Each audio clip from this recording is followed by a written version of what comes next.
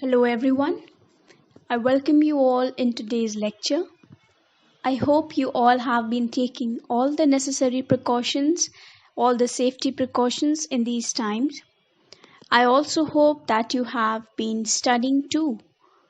Since it is your final year, you need to pull up your socks and start preparing for your exams. Although we have this requirement of examinations, I hope that the lessons that you are learning through all the literature that we are doing in these lectures stays with you lifelong and inspires you to become a good human being. So, we have been doing the elective English syllabus for intermediate second year students. We started with an introduction to this to the poem, the second poem in the syllabus for elective, that was by John Milton. We started with an introduction to the poet, and today we will be doing a line by line explanation of his first poem in your book, that is On Time. When you look at the structure of the poem, you will see that there is no specific division of stanzas. It is a short poem, as you can see, but when you read it carefully, you will notice a subtle change of tone and idea in the poem. You will see that the first 8 lines are talking about the concept of time in a negative light, in a negative manner. Time has been personified as an envious being who keeps on glutting or eating up our the hours and minutes of our lives, and it leads us to our death. But the remaining 14 lines you will see in the poem, they take a positive note where the poet says that time will also die one day. Time will also annihilate its own self. When it will eat itself, there will be no more any boundaries of time fretting us.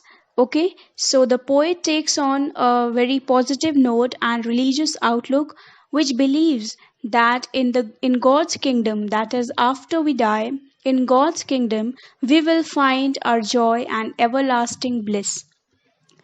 So, this was a short gist or a summary of the poem.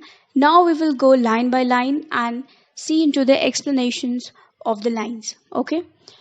So, on time, I'll read I'll read the lines and keep on explaining them. Okay? So, fly envious time till thou run out thy race. Call on the lazy leaden stepping hours, whose speed is but the heavy plumet's pace. So the poet is addressing time as a living being, and he calls time to move and fly as quick as possibly it can so that its race is over. It seems as if time is running a race with humans and it ends up defeating us. So the poet is saying that it's okay if time wins and we lose in this race of life. And one day, as time defeats us, what happens? We die. So he says it is okay if we die. The poet asks time to speed up its slow hours. You see the phrase, the lazy leaden stepping hours. This phrase is used to symbolize the slow movement of time as it leads us to our death. Time moves very slow according to the poet, and so its movement is as if every step that time is taking is weighed upon by the heavy metal that is lead. You see that clocks have this heavy plummet or weighing mechanism in their machines, and this is generally made up of lead, and this weight in the clock controls the ticking of the minutes and the hours. So here the poet is actually referring to the mechanism of a clock, okay, which shows us the time, and he is asking time to move very fast and not to drag on as it usually does. Okay, so he says, and glut thyself with what thy womb devours, which is no more than what is false and vain and merely mortal dross. So the poet is saying in these lines that he is asking time to fill its stomach or eat or glut itself with whatever it wishes to devour or eat. Okay, so he's continuing with the same idea, and he's saying asking time to eat up anything that it likes. Okay, but the only thing that the poet wants is time to speed up itself, okay, and not to keep moving very slowly as it usually does. Then he goes on to say that whatever time eats up is merely mortal dross. You see, a very interesting thing over here is the spelling of the word merely. It is an old archaic spelling of merely, which is now written as Merely, and not Mrely. Okay, so this is the difference of spelling in Old English and in the New Englishes. Okay, so the poet is saying that time eats up our body, that is the human body, which becomes old, where first comes our childhood, then our youth, then the body slowly becomes old, and with time, what happens? We reach our death, our body dies, and it degenerates, it turns to dust. So according to the poet, this human body is mortal. What is mortal? Mortal is something that is prone to death and decay. कोई ऐसी चीज जो जिसके अंदर से life खत्म हो जाए, वो जो एक दिन मर जाए, उसको क्या हम बोलते हैं? मॉर्टल. और जो चीज कभी ना मर सके, for example the soul, the inner self, that is something which never dies, according to most philosophies of the world. So the soul is considered to be immortal, while the body is considered to be mortal.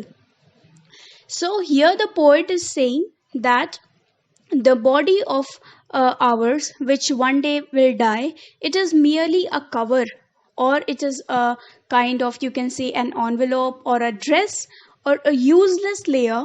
The word dross refers to useless, or something that is waste, or something that is completely of no importance. Okay, so according to the poet, the body that we have, it is actually a useless covering over our souls. And the poet is not at all afraid of death. He is actually more concerned about the soul and what happens to the soul, because he considers the soul as immortal. So the poet says in a victorious tone in the next two lines, he says, so little is our loss, so little is thy gain. So he is all the time referring to whom? He is referring to time, and he is talking to time as if time is a living thing, and it can hear the poet, and it can move and act and eat and think and do everything like we generally do. Okay, so the statement, so little is our loss, so little is thy gain, is actually an example of anaphora. Now you see what is an anaphora. It is a literary device which the writers use for the repetition of words. The words are repeated so as to create a certain effect, so as to create a certain emphasis on a certain idea. Okay, so in these lines, you see the two words so little are repeated twice in the first and the second line. Okay, in these two lines, the words so little are repeated, and this shows the emphasis on the ideas that these lines are giving us. Okay, so what is the idea? The idea is that whatever time gains by eating up our body and leading us to our death is very little. So the gain that time is getting is very little, and whatever we are losing by losing our body, by dying, is very small. So according to the poet, we are losing nothing, you can say we are losing just nothing, because the body is just nothing according to the poet, and time is also gaining nothing because it is only devouring our body, it is only eating up our body. And what it is not able to eat is the soul, and soul is something that is timeless, soul is something that is immortal, and time can never harm the soul, it can only harm the body. So the poet is saying that so little is our loss and so little is thy gain. I hope you understood these two lines. So ultimately, it is we humans are who are emerging victorious. We humans are emerging victorious when it comes to the race with time. So you see that from here, the tone of the poem is changing slightly. In a very subtle manner, it is changing towards more positivity and more contentment.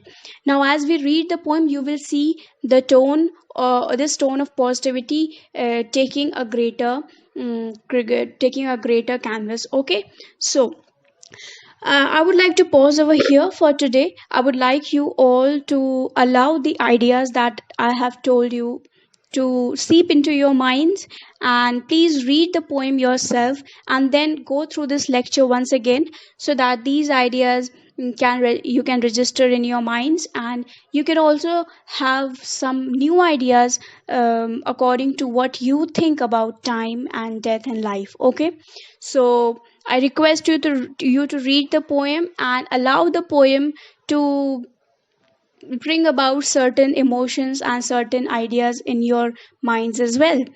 So, with this hope, we will continue with the remaining half of the poem in the next lecture. Until then, take care of yourselves. Thank you and see you.